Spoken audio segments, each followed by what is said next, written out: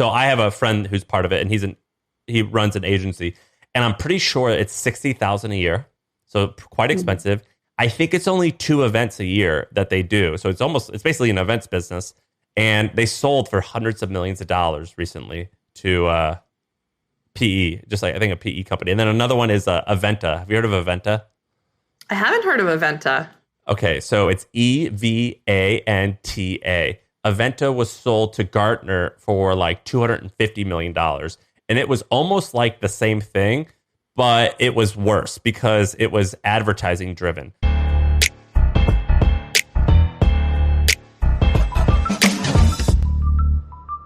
The reason why we asked you to come on is because Chief is awesome and we love community-based businesses. And most community-based businesses have horrible business models. And from the outside, it appears as though you have, from the press and whatever I can just read about on the internet, it seems like you've got a really good business model. And that's what I wanted to talk to you about today, was that business model, because we've talked a lot about Tiger 21 and YPO is kind of interesting, but you guys are like the next kind of person attempting this, and it seems like it's working really well. And that's what I wanted to ask about. Yeah, awesome. Well, congratulations on the podcast, and thank you. And was excited to come on and chat because there's been a lot happening for us at the beginning of this year. So yeah, and before this, where were you, Casper?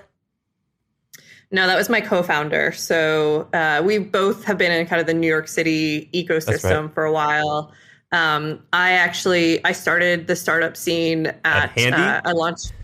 I launched and ran soap.com under Mark Lore. Quidzy got acquired by Amazon, then went over to South Korea and worked on Coupang, which is the Amazon of South Korea. And then most recently, right before Chief, I was at Handy running operations for them. And my co-founder was at Casper. So, yeah.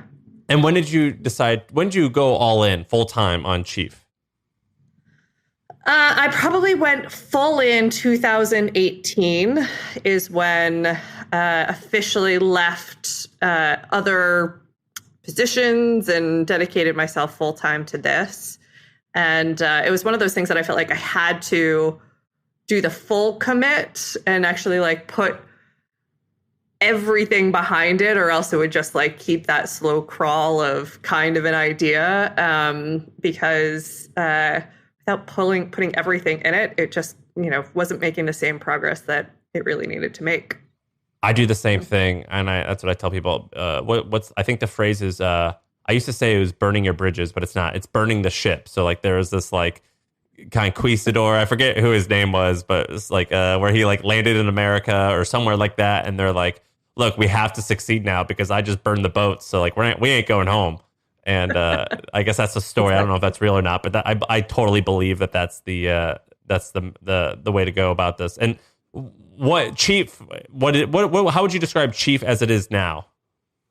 Yeah, so Chief is really focused on senior executive women. It's, under the phrase that we hear so often of it gets very lonely at the top, but it gets lonely at the top for women a lot more. And our mission is really to drive more women into positions of leadership and keep them there. And by focusing on that kind of senior executive woman, our belief is just getting more of them in true positions of influence, the ripple effect that could have across all different companies and organizations is really where we wanted to go and kind of tackle this first.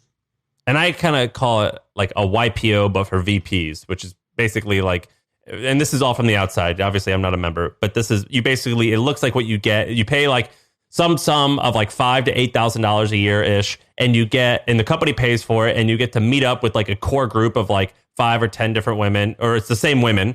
And then you have like a coach, and then you have the ability to like chat with the entire group whenever you want online. And then I imagine you have some type of like programming throughout the month that you can join as well, right? Is that basically the model? It's very, very close. So I would, YPO definitely was a inspiration for us for sure, where they only focus on CEOs and presidents. That is their entire focus.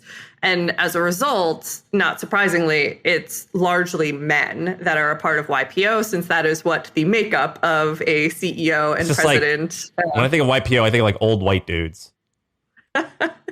It's not far off. And it was just an inspiration for us to say, wouldn't it be great to have an organization like this focused on women? So we're VP level and above. We also have a lot of CEOs and presidents who are women that are a part of the organization, but we focus on VP and above. And as you mentioned, probably the heart of what we do is what we call our core groups. It is this group of 10 individuals. We go through a very curated process of finding the right group of 10 to come together. They meet every month. There's an executive coach in the room, and that's called core for a reason. It is the heart of the service that we provide.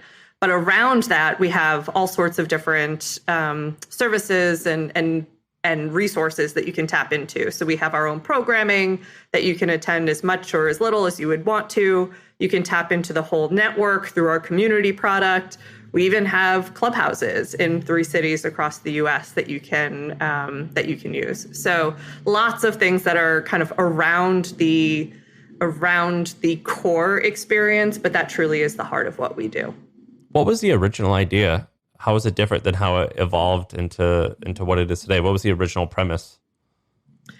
As we did this last fundraise, it was funny. We pulled out our seed deck of, what we were showing when we were raising, and it didn't change that much, which is kind of phenomenal. You always hear so many stories of, we tried this, we needed to pivot because this wasn't working or that wasn't working. And the heart of what we wanted to do was always very much what it is today. I think the biggest change that we've undergone is most of our services were all happening in person when we launched. That's the reason why we had kind of these physical spaces. We had the clubhouses. We were doing core in person.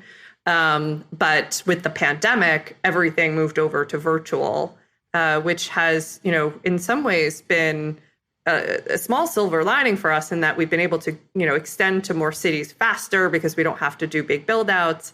And it's actually even more powerful and engaging for our members because this truly is like the movie trope of the busy woman. And now instead of having to, trek across a city to get to a clubhouse to get the benefit of Chief, it's now in your pocket wherever you go. And at this point, did I see 15,000 members? Is that right?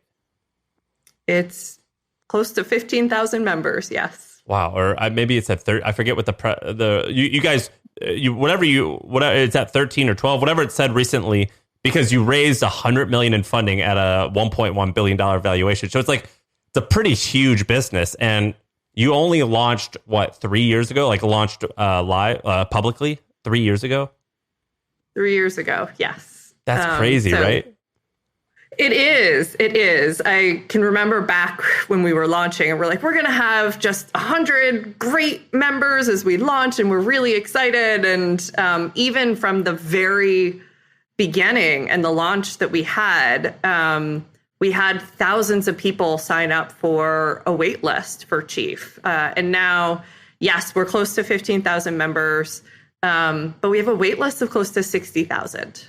Which is kind of incredible. And I think it just really shows how much a community like this is truly needed and the value that it's really creating for our members. So let's say you're at 15,000. Let's just say the average price is 6,000. That's 90 million in revenue.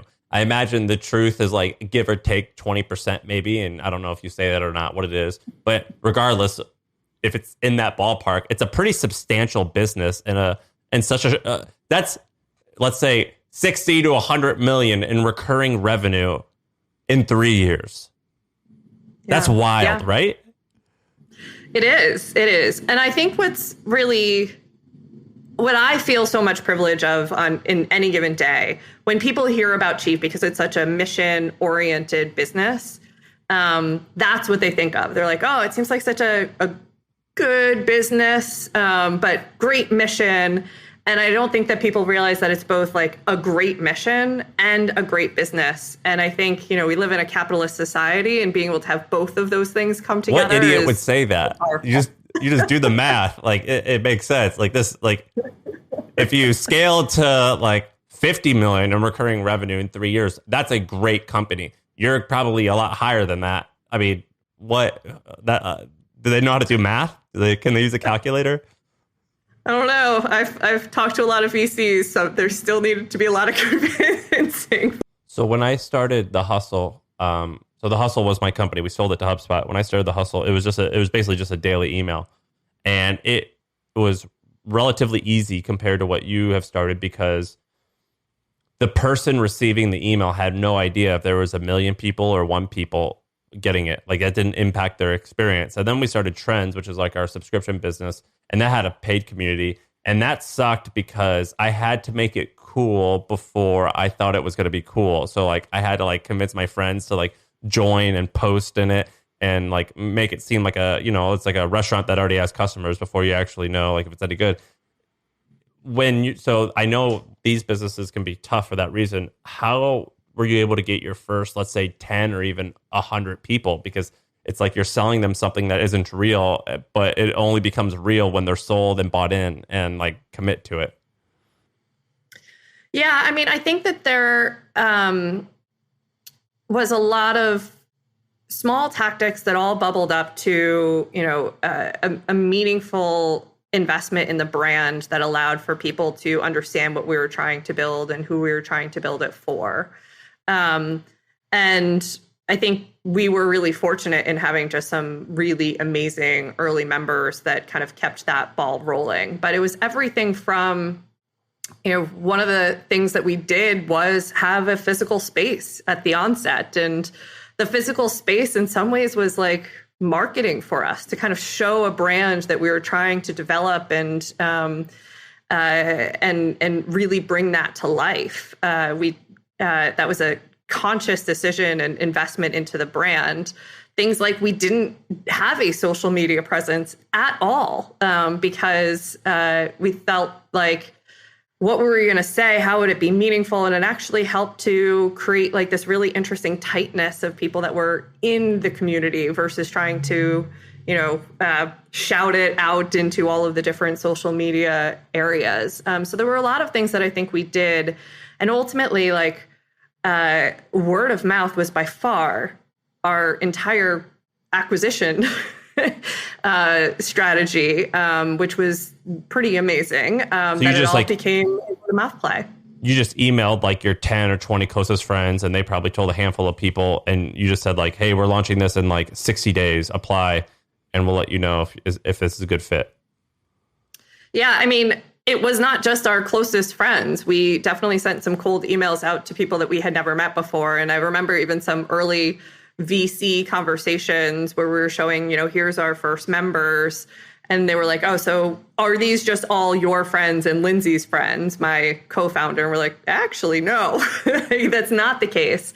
It was amazing, a cold email to C-suite executives at Fortune 500 companies, and people were excited to join. I think being able to also reference the YPO model, which a lot of people understood, helped to create some of that traction. And even the companies themselves. So our model is one where we, sell directly to her. She then goes and gets it sponsored within her company. And we didn't know how well or how easily that sponsorship would go. And companies signed up really quickly. I think for them, they look at, one-on-one executive coaching can be $30,000 for a 6-month engagement. So relative to that, this was a great way for them to invest in some of their top talent. And you got to like, I was reading, I think, so you launched, I'm looking at my notes, you launched like around December 2018. Within like a month or two, you passed 7 figures in recurring, or like a run rate, right? But you had that cash in. And then by the end of the year, you're nearing 10 million in revenue. I mean, that's pretty wild. Yeah. We started to sell at the end of 2018. We didn't officially launch services until 2019, in February of 2019. And we were just in New York City. So we were continuing to add members in New York City until around, mid 2019, we went and raised our Series A largely to expand into new cities, which at the time was a more capital intensive way of expanding because we were in person. We had to make investments into clubhouses. And so we were in the midst of those build outs when the pandemic happened. And that's when we made the full pivot over to virtual. And as we did that, engagement actually went up across every one of our services. Definitely. It was a time where something like Chief was needed more than ever, and it allowed us to expand in a much different way. How did you know what to tell the coaches? Like what to tell them how to run their group? Or at YPO, they've got facilitators. I don't know what you call your folks, but basically, like I've done a couple of these things, and they're pretty amazing. It's basically like, and some people get insulted when I say this, but it's basically group therapy, and it's awesome and it's incredibly necessary. But a good facilitator, therapist, like makes or break it a little bit. They do, and we do a lot of vetting to make sure that we have the right coaches that are coming on that act as, we call them guides on our platform.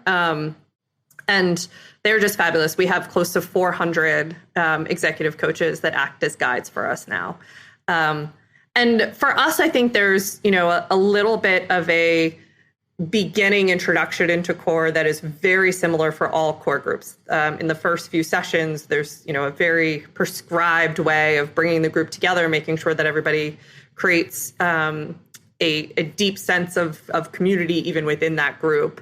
And then from there, a lot of it really is for the coach to decide the right path for that group, because every group is different of what they need and what they're looking for. So we have created a lot of content, but it's to the coach and the group to really decide which direction they want to take a lot of those conversations. And, a vast majority of those conversations are real time, dependent on what's happening with the people in the room. Of, if somebody's about to go through a massive restructuring within their company, they're going to want to have a little bit more airtime in that session of people helping them work through some of those things. So it's heavily structured and guided, but with a lot of flexibility depending on what is needed for each group.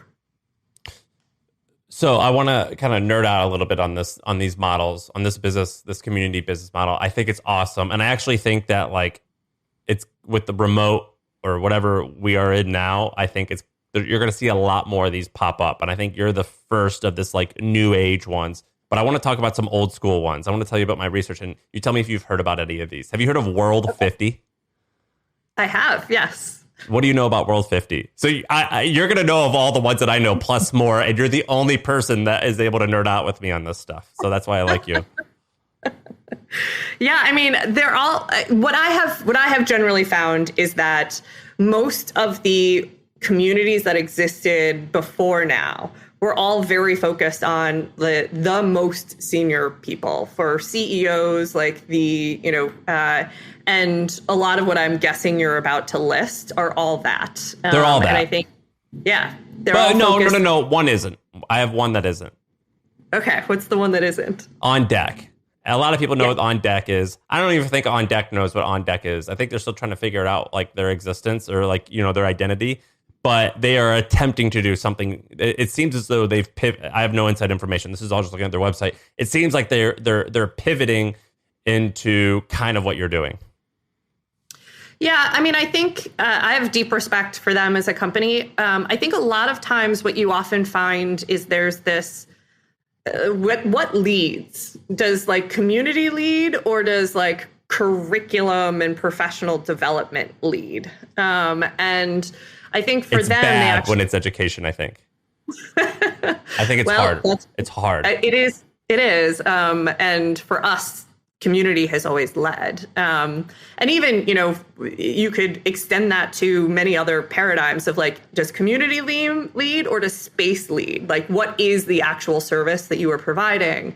And for us, we knew that community had to be the thing that always led. And even if you think about some of the, kind of analogies that you could make, like business school as an analogy, like, yes, a lot of people think you're going back for curriculum. I don't think you do. I think you go back for the network and the people. And so for us, that has always been the major thing that we knew we had to focus in on.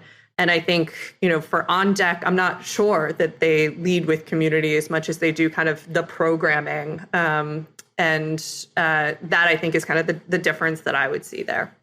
So here's a few of businesses in the space that might surprise the listener. So we talked about World 50. So as I know it, World 50, it's basically for CMOs, I think, just CMOs, right?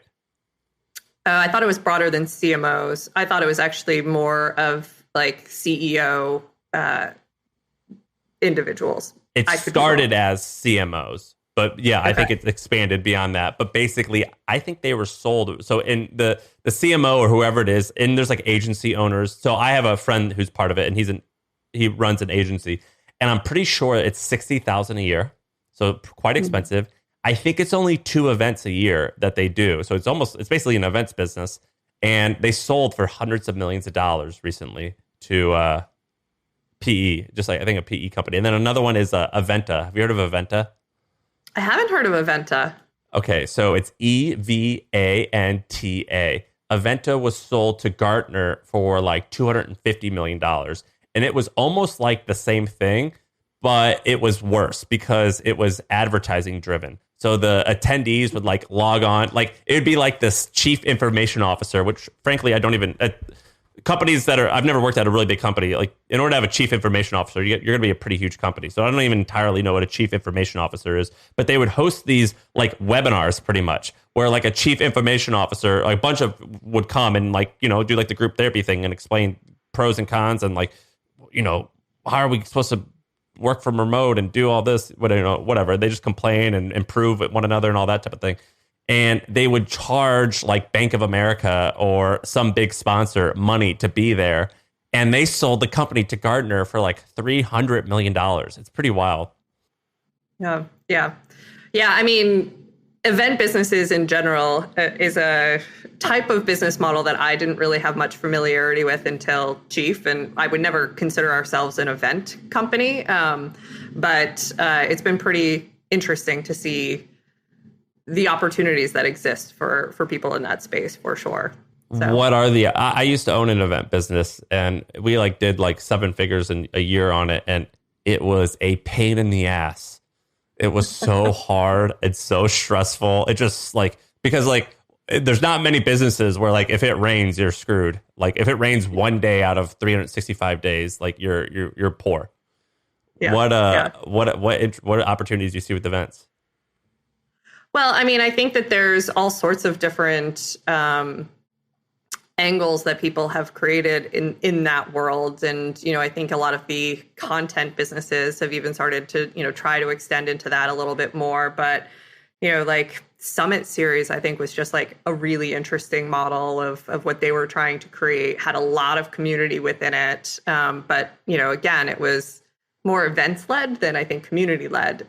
So it's been an area that we definitely pay attention to because it feels related, but not in our exact wheelhouse, for sure. Have you heard of Vistage? Vistage is an interesting one too, right? Yeah. Vistage is basically like YPO. They focus specifically, again, on that CEO and president profile. I think they're close to a $200 million business. I heard that they're doing $100 million in profit a year. That's what I heard from a relatively trusted source, but I don't have proof of that. Would that surprise you?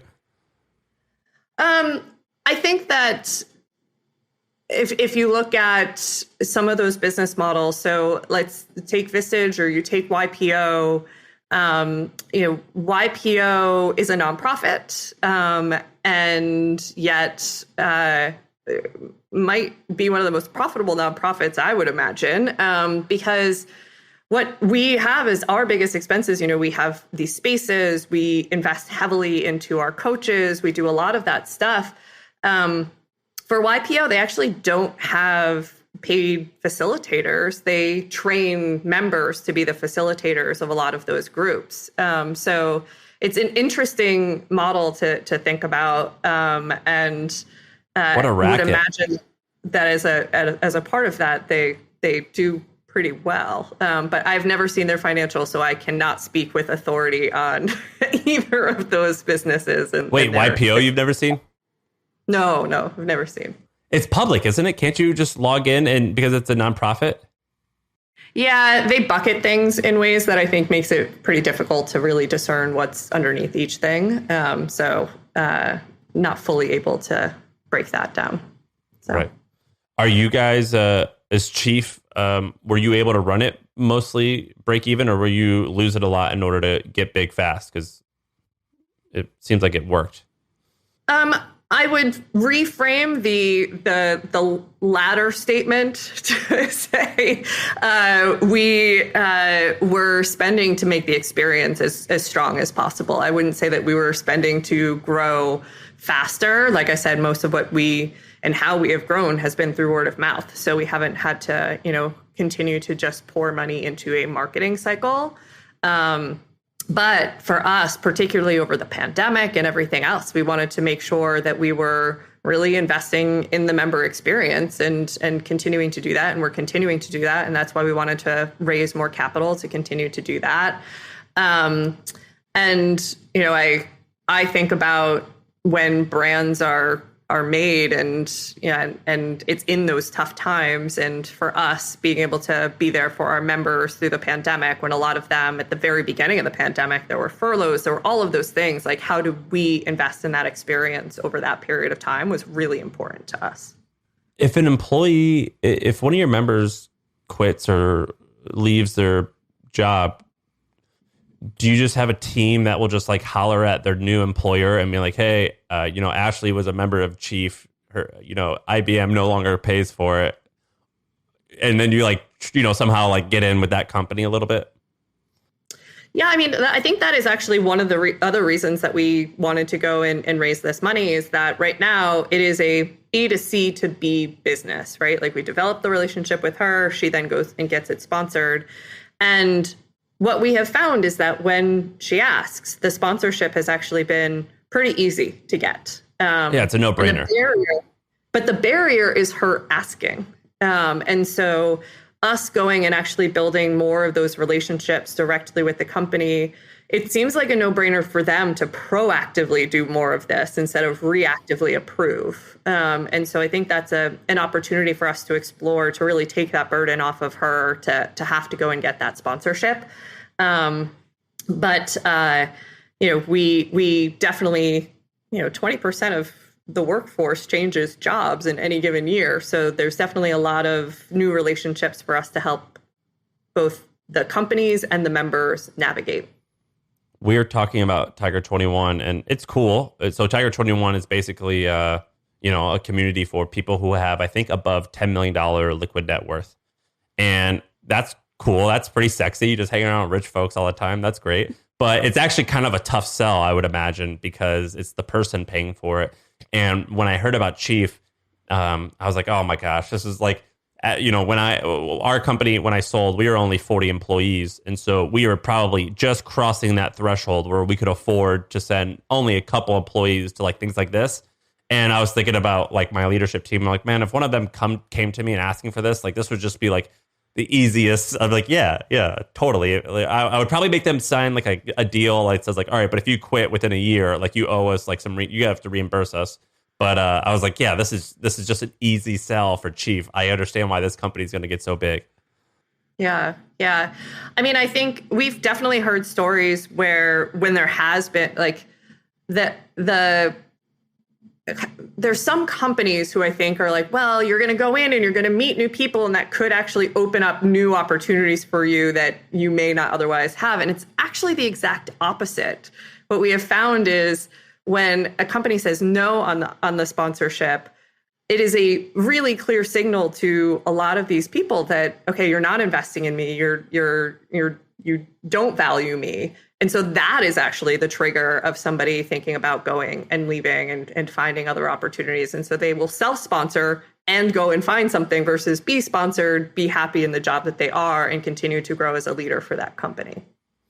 What other, you're focused on your thing, but a lot of times what we do here is talk about ideas. So things that we may or may not do, but it's interesting based off the intel that I know. What other niches or opportunities do you like this business model for?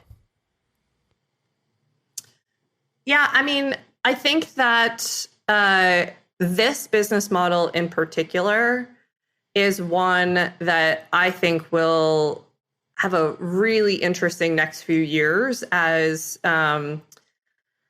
people are still working from home and still in this hybrid world, but wanting that community and those connections. And so I think in any area where that feeling of loneliness is still really present coming out of the pandemic, I think there's some really interesting opportunities. I think the hard part is the really nice aspect of Chief is that ultimately it's the company that can sponsor it. And so how do you find those areas and those demographics and those people who need that community, who will crave that community, but have somebody like the company that's willing to make that investment in those people? And that's the 1-2 punch that I think makes Chief really interesting and harder to find outside of like the professional sphere. Our software is the worst. Have you heard of HubSpot? See, most CRMs are a cobbled together mess, but HubSpot is easy to adopt and actually looks gorgeous. I think I love our new CRM. Our software is the best. HubSpot. Grow better. Yeah, well, I was thinking about this model and I was like, it makes perfect sense for this group because I was like, we have a problem with women not it's not equal in terms of like the representation. So like, of course I would invest in this in order to help my folks. And in doing so, like whenever you have a group that feels like they're like disrespected or like they don't like how they're being treated, they bond together in a great way. It's like us versus the world, like, it like mobilizes them. And that type of every great community is based on that. And I was thinking about it, like, well, if you just did this for like just anyone, like let's say like I think there's a company called Venwise. Have you heard of Venwise? Yeah. And I think it's basically just what you're doing, but for everyone. And I'm like, well, why is that succeeding, and why is Chief succeeding and not Venwise? And or they are probably succeeding, but they're probably nowhere as big and impactful as you guys. It's because that like this idea of like it's us versus the world, that type of, you need that in any type of community, I think, in order to mobilize one another and to feel bonded. Yeah, Venwise I think focuses in on senior executives, probably like C-suite executives and high growth startups. That's like their focus. So, I think a lot of what they do really focuses in on that peer group model solely and doesn't have a lot of the community, the broader community around it. It doesn't have that shared mission. And I would potentially reframe what you said just a tad to say like, I don't know that it's as us versus them as much as like a galvanizing mission that brings you together that just makes you feel really bonded. And it doesn't have to be at somebody else's expense, but it is a feeling of togetherness that is created. And I think that is what, the mission of Chief really does allow for, is that broader connectedness within the community. Yeah, that's what I didn't mean like I said us versus the world, but it's definitely, it's not like we're trying to kick anyone's ass. It's like, not everyone can identify with how we feel. Finally, I'm amongst my tribe, and others don't exactly understand. Vistage could be cool. I think Vistage I think their whole like shtick is it's kind of like blue collar-y. So like someone who owns like a moving or plumbing company that does like 10 or 20 million in revenue, and that person to themselves probably says like, I feel alone. Like, I don't hang out with people like me. I need to find like my people. And so like it's like that finding your tribe maybe is a little bit better than us versus the world. Yes, exactly. It is that feeling of, I don't have a group of people that understand my context easily. And finding that, being able to be able to tap into that, and to be able to have the confidentiality that goes with some of that too. Because a lot of what happens in these peer groups is, pretty raw, honest, authentic conversations that is hard to have with just anyone. How are you as a founder able to get intel and insight into your customers and your product? Because I bet you don't go to some of these groups. I mean, you don't go. That wouldn't be great to have you, like the big boss and a bunch of these groups. So like, how are you able to learn quickly and figure out what's working and what's not? Yeah, I mean, we do not. It's a confidential space for them to have their conversation. So we're not able to, watch what is happening in each of these sessions. But I think, even going back to what we were just talking about of there being a galvanizing feeling around this mission, our members are just so passionate about this mission that they are not shy to give us feedback on anything and everything. It has truly been kind of an amazing experience to be able to get all of that feedback and be able to create some of this in partnership. And we have some amazing members who have stepped forward, and we have one member who's like, I'm going to just run a sub board services community group within Chief and bring in speakers and help each other find opportunities. And so you've just seen such a uprising of both feedback, but also really big interest in stepping forward and helping to create stuff together. So for one of our communities, we have like 15,000-ish paying members, sort of like you have, but like not even close to the amount of revenue, but a lot of people. But we, and like the hardest part in terms of like tactics for starting a community that I found is getting people to participate online. And it's like literally like just the friction. And so a lot of the things that I've done, I've built so many things, I've built a bunch of different communities on Facebook groups because I have never seen a community platform get as much engagement in terms of people in the group, the ratio of people in the group to the ratio of people in the group to people who participate in the group. But then a lot of people I've seen, like I've got a couple friends that have huge blogs, and they just go, let's just say like one of these blogs is Financial Samurai, financialsamurai.com, personal finance blog. It's awesome. He was like, I'm just going to create a forum on my website, financialsamurai.com/forum. And even though he's got this huge audience, the forum is crickets. And it's because like literally going to that website and posting on a forum it's like a 0.01% like ratio of people in the community and readers to participating. Whereas Facebook, I've found it to be like, if you have 100 people in the group, like 10 or 20 people will actually participate, which is pretty astounding. Have you been able to crack that code with getting people to log in and go to your website and making it all happen and participating? Yeah, absolutely. So we started early days in a pretty similar tactic, candidly, of where are they already and how do we, not create that additional friction of needing to go to our proprietary, app, website, et cetera. And so we actually started early days on Slack. And it was amazing to see the amount of interaction that was happening there and how much people were, stepping forward to help each other, to connect, to do all sorts of different things. The problem is that like Slack is definitely not built for a community of. No, man, Slack sucks. I hate it. Like you don't even know who you're talking to unless they properly filled out their it's just not the forum. And so we switched over to our own in 2020. And it has sustained. And I think for us, a lot of it is around, there's these known touch points that are going to come up. You're going to, on every month, you're going to have a core meeting that's going to pull you into the product in order for you to go and get what you need to get to go and have that conversation. And there's many of those types of things that, there's many utilities that exist within the platform that pull you in. And then once you're in, draw you into a lot of the community aspects. So it's been really great to see. And it's everything from,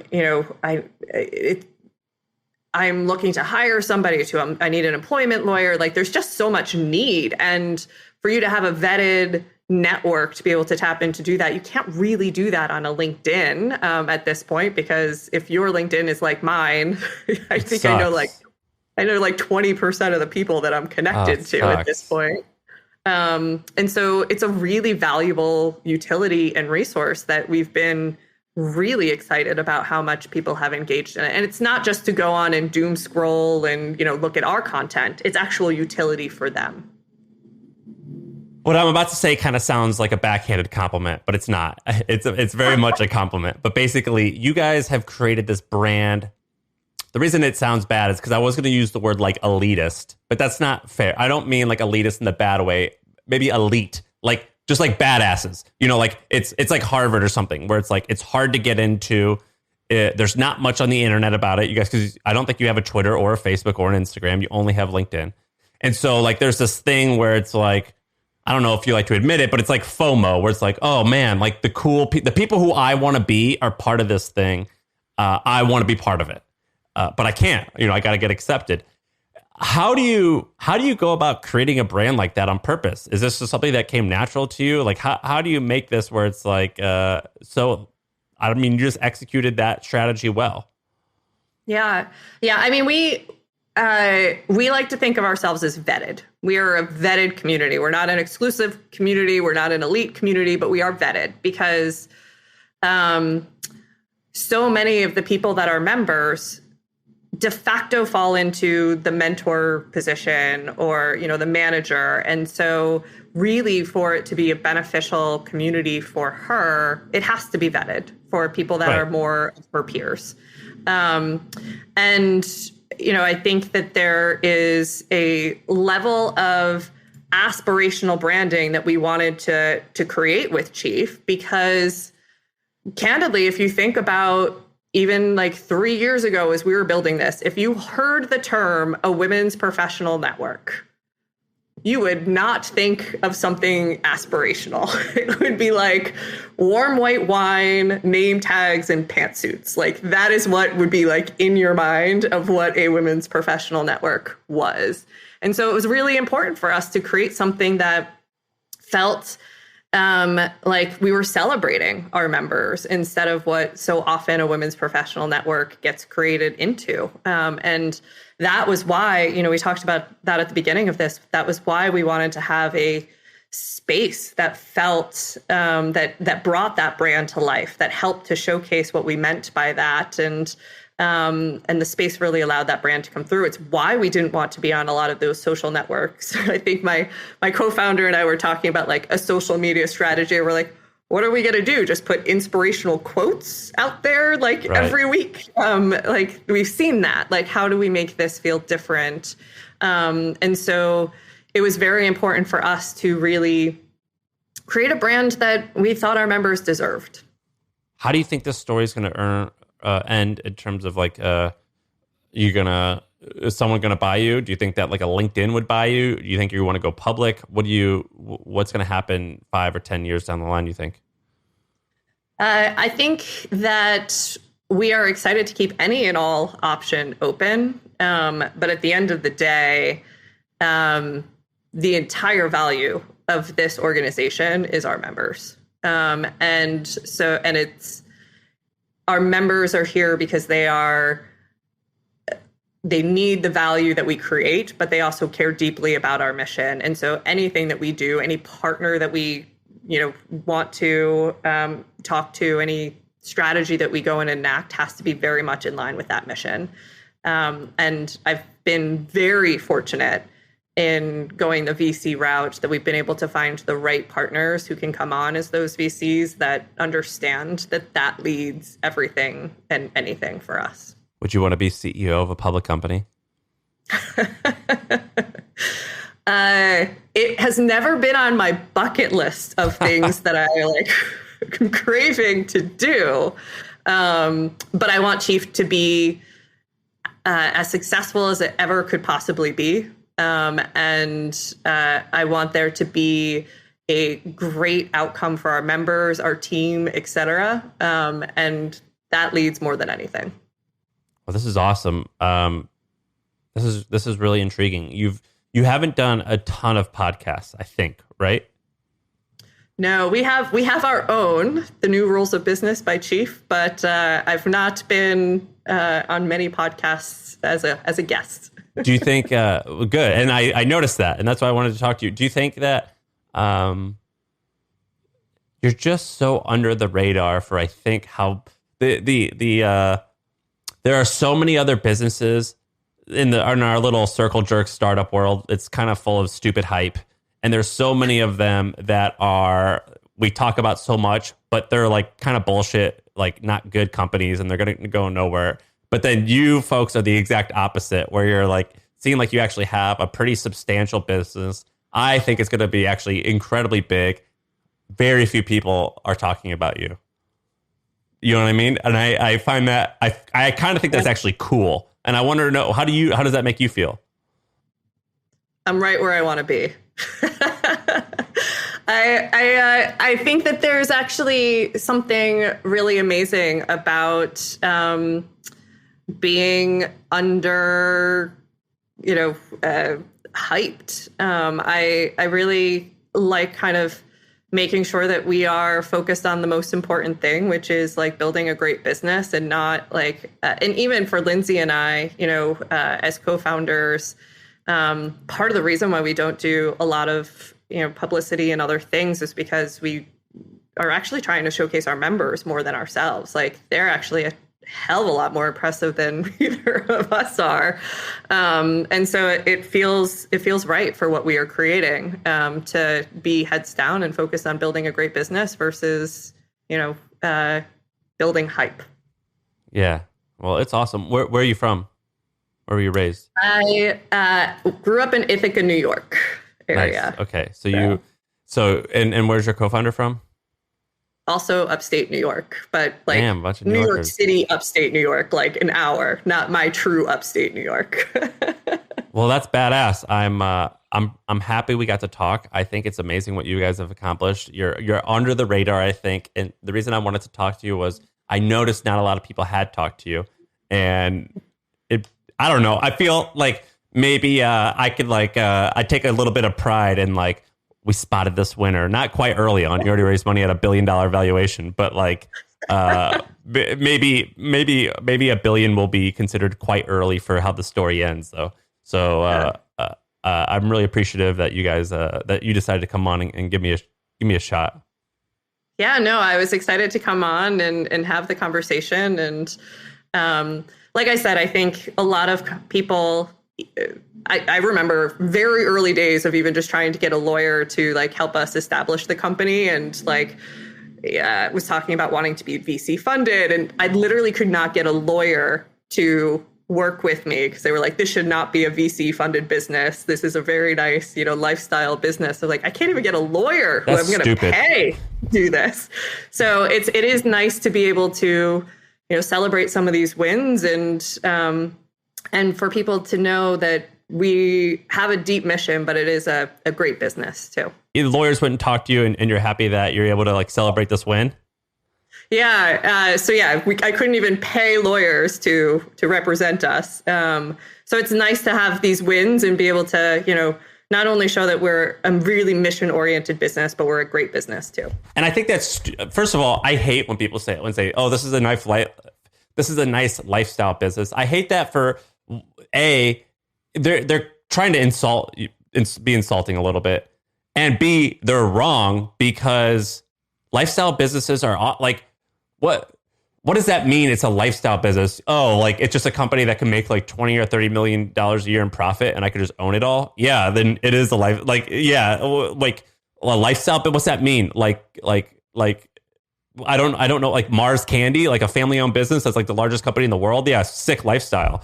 So I cannot stand when they say that. I think that's really stupid. But with your business, I do think I'm like, man, I would want to be greedy and own the whole thing. I wouldn't want to raise money. And so is there any, do you think you'll have regret about raising money, or at least about raising as much money as you have? Because the business model is pretty freaking perfect. Like, it's like a pretty efficient, amazing model, I think.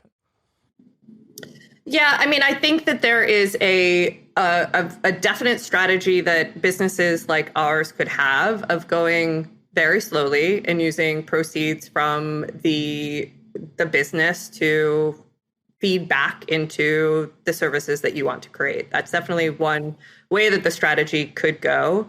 I think I do not think that I would have any regret with the way in which we are going, because I think we're impatient of trying to build a really meaningful, powerful network for badass women that need this. And at the heart of the mission is like to drive more women into positions of leadership and keep them there.